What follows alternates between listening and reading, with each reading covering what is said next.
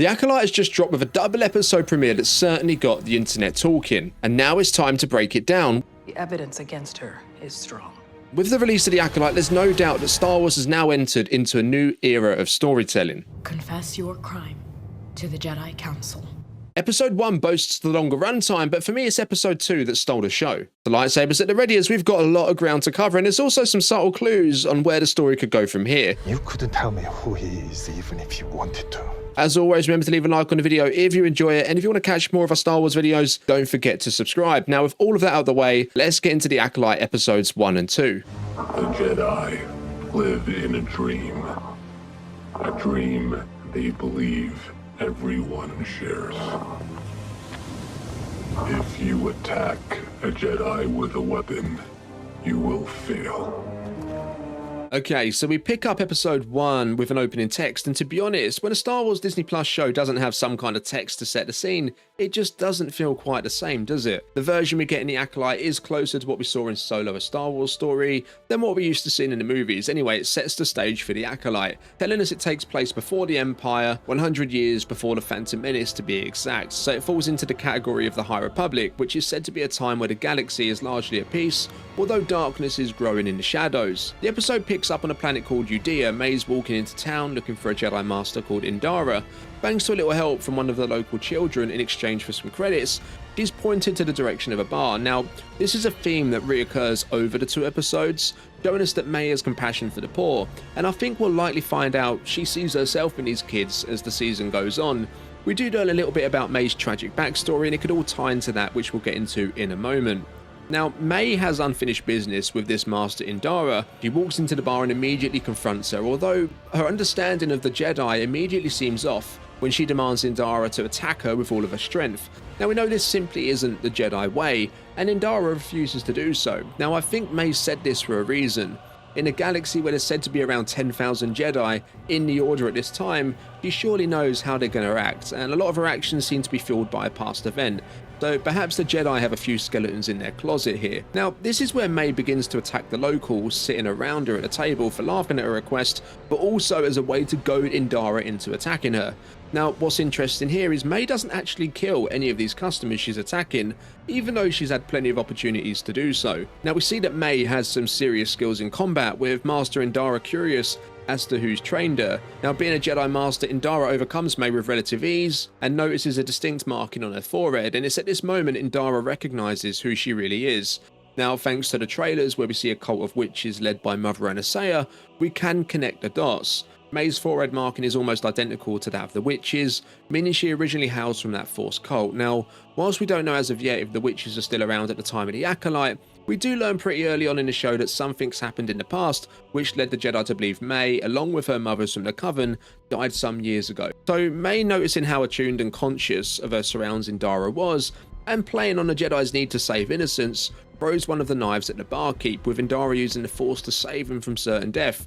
And it's in this moment that May pulls the cheap shot, throwing a knife into Indara's chest while she was distracted, which kills her. Now, May leaves the barkeep and his son alive, which to me is a bit sloppy. I would have thought she'd want no witnesses, unless she doesn't really care about being cool. Now, for the first trick of the show, we catch up with who the audience is initially meant to think is May, waking up on a ship with a droid called Pip beeping at her. However, thanks to a bit of a blunder by Lucasfilm, we actually learned from a TV spot some weeks ago that this character is actually called Osha, and we go on to learn in the show that this is actually May's twin sister, who actually joined the Jedi Order once and was the Padawan of Master Soul, who we're going to see in a moment. So she's got some pretty good relationships with the Jedi in the show. However, she did end up leaving the Jedi Order some years ago, which hopefully we'll find out why in a future episode. Now, Osha works as a mechanic, mentioning later in the episode that the skill set that comes with being a Jedi isn't easily transferable, and you know, I kind of disagree with that. The Jedi at this time seems to operate in a similar way to the police, so she could have gone and done that, or even work as a bounty hunter or something. But anyway, Osha's workmate asks her why she bowed on them in what sounded like a pretty wild night on Nar Shaddaa, which is a moon that orbits the homeworld of the Hutts called Nal Hutta. It turns out they're working on board of a Trade Federation ship, and we see the Neomodians here too, just like in the prequels. However, in the Acolyte, they call it a Trade Fed, which I quite like. It's the in-universe way of saying it. All we need now is someone to call Emperor Palpatine Palps or Palpsy. Now, Osha's sent out to repair the ship, where she puts out a fire that somehow started in space with no oxygen, where she experiences a flashback from her past of a screaming and flames.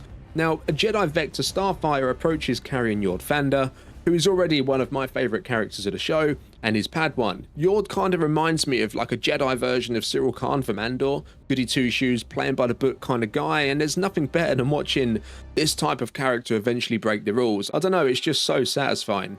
Now, the Jedi tell the Neomodians they're looking for a former Jedi by the name of Osha Anasea, which is the same last name as the mother we mentioned from the Coven of Witches a moment ago. She could be May and Osha's actual mother, or everyone on that coven goes by that last name. Anyway, Osha and Yord share a nice little reunion together, with Osha being genuinely proud of her old friend that he's gone on to become a Jedi Knight. However, the Jedi aren't there for a catch-up. Osha's been identified as the key suspect in Master Indara's murder. Yord's on edge, even reaching for his lightsaber at one point. Now, as the Jedi question Osha, we learn she joined the Order at 8 years old, and even though she was mourning the loss of her mothers and her sister, they still let her on board, and she ended up leaving the Jedi Order 6 years ago. She's taken to the prison transport with the coordinates set for Coruscant, where she'll remain in custody until her trial. The Jedi are pretty sure it's her given a description, and it doesn't help her case that the barkeep springs out of nowhere and identifies her. Now, on Coruscant, we see Master Soul, portrayed by Lee Jang-jae, who's put in a masterful performance in his first 2 episodes so far, I have to say. Master Soul's really been a standout character for me. But Soul's training a group of younglings in the ways of the Force, asking how it appears in their minds, but that's when Jedi Master Finesta Rao walks in, who fans that have read the High Republic books will recognise as she was in them too. Although the events of them books were set even further back than The Acolyte, another 100 years, with Vanessa now being 116 years old in this show. Now, Soul's already aware of Indara's murder, but Vanessa informs him that Osha, his former Padawan, has been identified as the assailant. Soul immediately doesn't believe that to be the case. After all, it was Soul and Indara that saved May from the fire that took everything from her and took her in. Vanessa picks up on Soul's attachment to his former Padawan, which is unusual for an accomplished Jedi such as Soul, but is central to his character in this show. If I had to compare a Jedi that we know from the Skywalker saga with Soul, I'd say it gives me early vibes of being the Qui-Gon Jinn of this era. Now, the Order want justice for Indara, and they want it quickly and discreetly, as to not alert any of their rivals of a potential problem within the Order that a former Jedi killing a master would create. Now, on the way to Coruscant, Osha meets the other criminals. One of them is suffering from a diebuck, which is a parasite that's being used to subdue him. The prisoners are planning to escape, not trusting their fate to the Jedi Order or the Republic. However, Osha, even after leaving the Jedi, still trusts them. So I'm wondering, why is it she left the Jedi in the first place then? Now, the ship's going down as the other inmates escape. Osha uses Pip to unlock her cell. She's about to take the last escape pod. However, she decides not to leave our diebuck friend to die, removing the parasite from his face, only for him to wake up and take the last escape pod for himself. She probably would have done the galaxy a favour by leaving the parasite on him. Anyway, the ship crashes on a planet called Karlach, which is a snowy planet in the Outer Rim. Now, it isn't a new planet to Star Wars, as it is in the Clone Wars. Death Watch burned down a town to the ground there. Osha goes on to have a force vision of her sister May, where they both appear as children in it. They're back on their home world of Brendok, forests covered in flames, and this is probably the night of the tragedy. Soul, alongside his Padawan Jeki, on her first mission, and our guy Yord, race to Karlach after becoming aware of the transport ship going down there.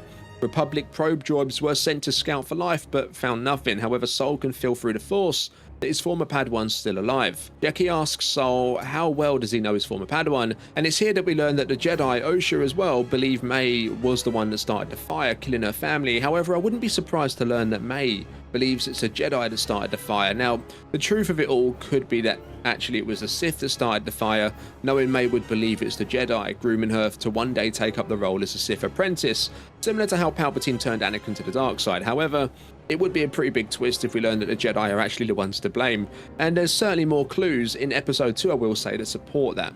Perhaps a Jedi started the fire, justifying it as necessary to remove a greater evil that is Mother Anasea's Coven of Witches. Now, back on the snowy planet, and Osha becomes aware of an approaching ship. She runs into a cave with the Jedi following closely behind. She pleads with the Jedi to believe that she didn't do it, before stumbling off the edge of the cliff, only to be force pulled back up by Master Soul, where it's then revealed that he believes her even if no one else does. Now we pick back up with May. She's landed on the unidentified island that we see in the trailers, that a lot of fans thought could be Arc-2, and I have to say, although I initially thought that, seeing it again in this episode, I don't really think it is. but we hear the voice of the mysterious masked villain holding a red lightsaber talking to May, telling her that the Jedi live in a dream and that they think everyone else also lives in that dream, but an acolyte kills a dream. He also mentions here that an acolyte doesn't kill with a weapon, and we'll dive into that a bit more with episode 2. So in the second episode, it kicks off on the planet of Alega, where May's trying to gain access into the local Jedi temple there. And again, she pays a local child to activate the droid at the door, so she can bypass the system without any cameras catching her. Now inside the temple, we find another Jedi Master, although this one's in a meditative state. This is called a Barish Vow, and essentially it's an oath taken by Jedi which refrains them from all activities related to the Order, disengaging from everything other than the Force itself. Now this Jedi Master is called Torbin, and there's a force field surrounding him which May can't penetrate. Interestingly though, she tries the same approach with him as she did with Indara by telling him to attack her first. For some reason, she seems adamant that this is what the Jedi do. It'll be interesting to see if they did do something like this in her past. Now May leaves for now, realising trying to break through the force shield is pointless. She needs to find a different method. The Jedi at the temple become aware that there was an intruder in with Torbin, and given the recent attack on Indara, they go to investigate. Things are starting to play into Osha's favour now, as this break-in happened while she's in Jedi custody, which points to the possibility that it may not be Osha after all. Now May visits one of the most interesting characters so far in Quaimir. Now I thought for a while that he's actually the figure under the mask, however his brief appearance in episode 2 has both made me doubt that theory and double down on it. Quaimir has taken over a local shop on a planet literally across the road from the Jedi Temple, funnily enough, so I'm thinking, has he relocated here to help May on her mission to kill the Jedi, or has he done it to watch her? So May goes to him asking to make a potion that was native to her homeworld using Bunta. May reveals that she has 2 more Jedi to kill after Torbin, which we go on to learn are Wookiee Jedi Kelnaka and Master Soul himself. Together with Indara and Torbin, they are all stationed on May's homeworld at the time of the tragedy. We also learn here that May needs to kill at least one of these Jedi without a weapon to please the Master. Interestingly, Quaimir seems to know a fair bit about this as well. There's certainly more to this character than meets the eye. Osha and Soul talk about May's survival. Soul's made peace with what happened that night she supposedly died, knowing he did all he could to help and that he wasn't at fault for what happened, whereas Osha still carried it with her, despite one of Soul's last lessons to her being about trying to move on from it. This could be why she decided to leave the Order, as she couldn't commit to it fully. Now, May pays Torbin another visit. This time her goal is to get him to lower down the force shield himself. I think the reason Torbin took the Barish Vow was because of what happened on May's homeworld all those years ago. She gives him an ultimatum, and it seems Torbin's been waiting for her to come to him. He's either to confess his crimes to the Jedi Council or drink the poison. Now, there's a good chance if Torbin was stationed on May's homeworld that he'd know a bit about the place, perhaps even the local poison used there for hunting, and there's a chance he recognised it here. Torbin opens his eyes, and for the first time in 10 years he speaks, asking her for forgiveness and that they thought they were doing the right thing. So yeah, this to me sounds like the Jedi did some pretty messed up shiz on May's planet, leading to his destruction and the death of the Coven, with May also believing Osha died that night too. Now Torbin, effectively if true, decides to take the coward's way out by drinking the potion, effectively committing suicide rather than confessing his mistakes to the Council. Now at this point, the Jedi are already inside the temple and on their way to find Torbin. Due to their long friendship, Soul believes he'll speak to him even though he hasn't spoken a word in many years. Now Osha has another one of these visions, seeing a younger May once again, which leads her directly to Torbin's room, where she finds the Jedi Master laying dead on the floor, and it's right at this moment that the rest of the Jedi walk in the room as well. Now one of the local Jedi stationed at the temple ignites their lightsaber at this point, as Osha does look pretty guilty here. However, Yord comes in to save the day, as he followed Osha once she split from the group, leading him to be able to confirm the Master was already dead when Osha found him. Osha notices the poison used was one of the local ones used on our homeworld of Brendor, and that it must have been made locally as the effects of it wear off pretty quickly, which rules it out of going through any kind of space travel. Now this also pretty much confirms that her sister May is alive and she's behind the attacks as well. This leads them to identifying Quaimir's newly acquired shop as a place of interest, noting how he's a new face there in the crowd. Now the plan is for Osha to go undercover as she looks like her twin sister, speak to Quaimir and try and record any kind of confession he lets slip, believing it's May. It's a risky move, but it certainly pays off, with Quaimir mentioning about the poison, Torbin, and even at one point believing May killed him without using the poison, which would certainly please the Master. And it's at this point that the Jedi have heard enough and decide to enter the shop. Now, they ask Quaimir a series of questions, and knowing he's been well and truly caught out here, to my surprise he completely rats May out, even telling the Jedi that she has 4 targets, although he still sticks to the idea that he's just her supplier effectively, which I don't buy for one moment. He tells the Jedi that May will be back later as he's got some things kept for her there. Actually, come to think of it, Quaimir's probably only pretended to help the Jedi to throw him off his own scent. Now Osha wants to be the one to confront May, blaming her for what happened to her sister, and just imagine a twist if it turns out that it actually was the Jedi's fault after all. How would Osha deal with that? Would it ultimately drive her to the dark side to join May? Sol's against the idea, telling Osha he couldn't save May before, but perhaps he can now, and that Osha's resentment for her sister places her on a slippery slope, one where she could easily fall down the path May has. Now May eventually does show up, as Quaimir said, only to be confronted by Master Sol. They fight, and Sol doesn't ignite his lightsaber as Master Indara did. Instead, he only fights using his hands. It's fair to say May isn't a match for Master Sol in fair combat either, with him disarming her with ease. He's also trying to gain information out of her. Yes, she's got her own reasons for targeting 4 particular Jedi, but there's someone or something else encouraging it from the shadows. As it turns out, May doesn't actually know who her master is, even if she wanted to tell Sol, she couldn't. Now, bearing in mind, we see May meet who everyone thought was the Sith Lord at the end of episode 1, this tells me that this wasn't actually the master, but more likely the apprentice. At this point in the timeline, the master could actually be Darth Tenebrous, keeping his existence so secret that even those that are serving under him aren't exactly sure on who he is. Now, whilst May is well trained, she is not at the level of a Jedi Master, which is expected. She's not exactly a Sith Lord herself, which would be a match. However, she's got brains, and she uses them again here when she's cornered by the Jedi with a clever use of the Force as she force pushes the ground, causing a bloom of dirt to rise up, and she disappears just like a magic trick. Now, as she steals a speeder bike to escape from one of the local aliens going about his day, she comes face to face with Osha, who purposely misses the opportunity to stun her, allowing her to escape. Now, May eventually circles back to Quaimir's shop to confront him on betraying her, sneaking up on him from behind, but if you notice here, interestingly, May always acts like Quaimir works for her. However, he's blocked and dodged her attacks with ease, just as a fully trained Jedi Master would, and even pins her up against the wall. You don't reach that level of skill being a smuggler or a trader typically. Now, we already know that May's next target is going to be Jedi Master Wookiee Kelnucka, and the end of the episode leads us into just that as we pick up with the Wookiee Jedi on the planet of Kofar. 2 scavengers are attempting to strip his ship before he easily disarms them with the Force and they run off. Now, overall, I really enjoyed these 2 episodes. Sure, there are moments that could have been better in my opinion. However, the fight choreography, the character dynamics, and the story are all delivering for me thus far. However, I want to know your thoughts, theories, and wilder speculations down in the comments below. Remember to leave a thumbs up on the video if you enjoy it, and subscribe to the channel if you want to catch more of our Star Wars videos. I'll catch you in the next one. May the Force be with you.